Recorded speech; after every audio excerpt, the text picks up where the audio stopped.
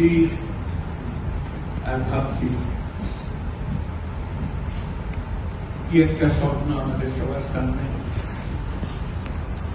তোমাদের সামনে, জাতির সামনে তোমরা নিয়ে এসছো। প্রথম শুরুতেই আমরা যারা শহীদ হয়েছে তাদের কথা স্মরণ করো। যারা শহীদ হয়েছে তারা চলে গেছে, এবং তোমাদের দিকে তাকাচ্ছিলাম, ভাবছিলাম তোমরাও শহীদ হয়েছে। এটা শুধু ভাগ্যের খেলা, তুমি এদিকে রয়ে গেছো, শহীদ হয়েছে। আজকে তারা আমাদের সঙ্গে বসতে পারবে,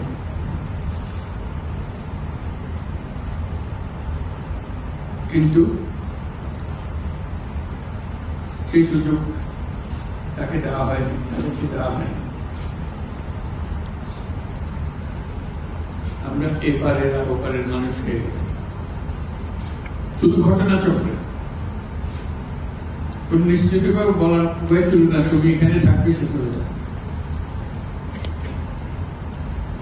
তুমি হয়তো 1 ঘন্টা আগে রওনা হয়েছে, 1 ঘন্টা পরে রওনা হয়েছে, এটাই তার সমস্ত।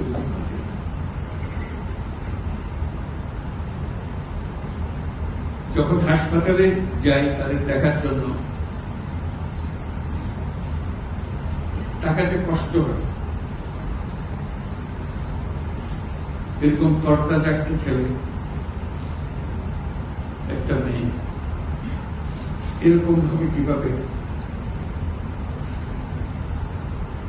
ছিন্ন বিচ্ছিন্ন হয়ে গেছে, মাথার খুব চলে গেছে, এদিকে পা চলে গেছে। একদম তাজা তরুণ রংপুরে আমাকে বলল ফুটফুটে এসেছে,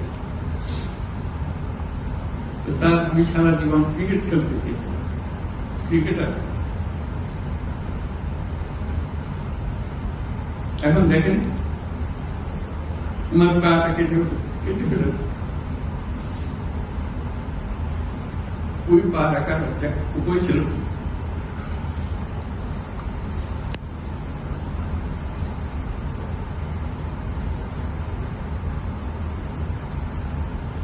সে আমাকে জিজ্ঞেস করে,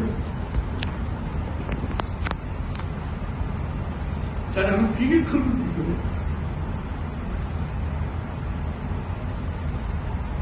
ক্রিকেট তার মাথা থেকে যাচ্ছে না, পারে না।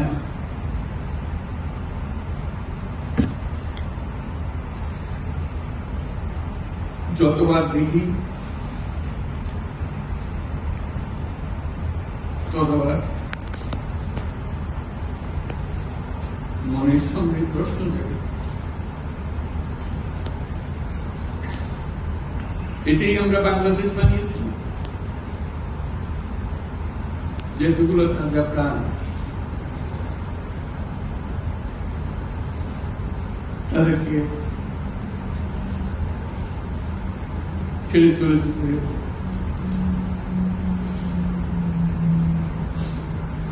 আমরা যারা এখানে আজকে বসে কথা বলছি,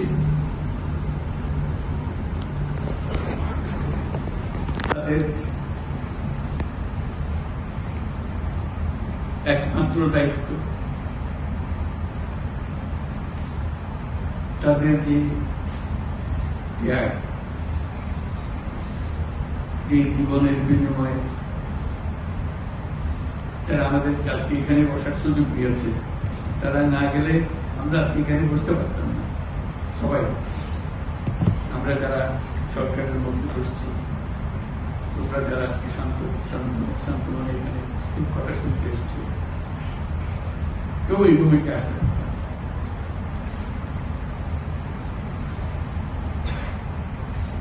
কালকে একটা হাসপাতালে গেল, আবার সেই দৃশ্য, কচি কচি প্রাণ, মাথার খুলি উড়ে গেছে, মাথার অর্ধেক মানে গুলি মাথার ভেতরে রয়ে গেছে।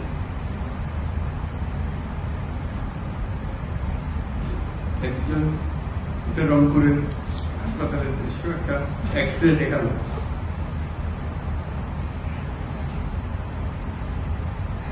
মানে দাগ, অসংখ্য ছোট ছোট ছোট ফুটে করা ছবি। এমন বুঝতে পারতেছে না কি দেখাচ্ছে আমাকে। আমি জিজ্ঞেস করলাম কি, যেগুলো গুলি তার শরীরে এখনো রয়ে গেছে, বেঁচে আছে রবার করে।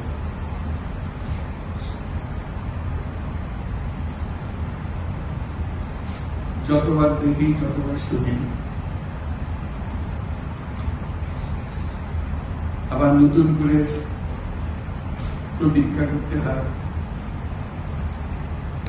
যে স্বপ্নের জন্য যারা প্রাণ দিয়েছে সেই স্বপ্নকে আমরা বাস্তবায়ন করব। এটার থেকে আমাদের বেরিয়ে যাবার কোনো উপায় নেই। আমাদের যোগ্যতা না থাকতে পারে, আমাদের ক্ষমতা না থাকতে পারে, কিন্তু আমাদের প্রতিজ্ঞা রইল আমরা এটা করব।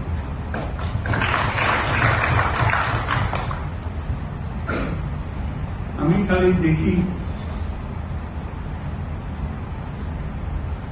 এই যে ছবিগুলো, আমি তাদের সাক্ষাতে ছবি বলতে যে দৃশ্য দেখলাম, এটা তো সবাই দেখছে না।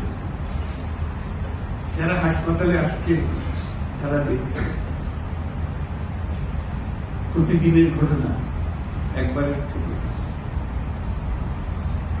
মানুষকে এটা তো জানাতে হবে, বোঝাতে হবে কি এর পেছনে কি ছিল। মানুষ এমনিতেই তোমাদের পেছনে